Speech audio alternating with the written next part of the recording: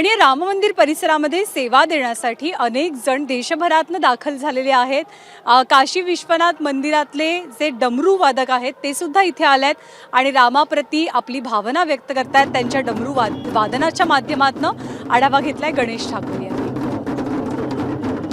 अयोध्येत वेगवेगळ्या राज्यातनं लोक कलावंत इथं पोहोचतायत। माझ्यासोबत प्रभू श्री शिव यांचे हे डमरू घेऊन हे काशी विश्वनाथ मंदिरातील सेवक आहेत, जे इथं मंदिर परिसराच्या गेट समोर डमरू वादन करतायत। अशा प्रकारे काशी विश्वनाथ मंदिरामध्ये पूजा अर्चा जेव्हा सुरू असते त्यावेळेला डमरू वादन करून भगवान शिव यांना हे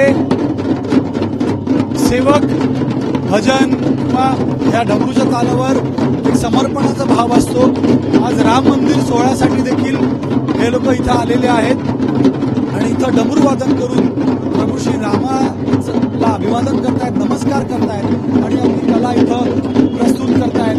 तर ही लोक इथं आहेत। आप लोग काशी विश्वनाथ से आए हैं जी, ताल बजेगी क्या? ऐसा ही बजेगा?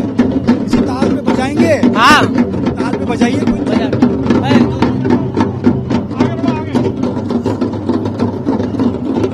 तर इथं पाहतोय आपण हे डमरू वादन करणारे काशी विश्वनाथ मंदिरातले कारसेवक आहेत, जे इथं काशीतनं येऊन प्रभू श्री रामासाठी आपली कला प्रस्तुत करतायत।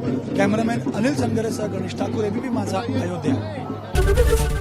एबीपी माझा, उघडा डोळे बघा नीट।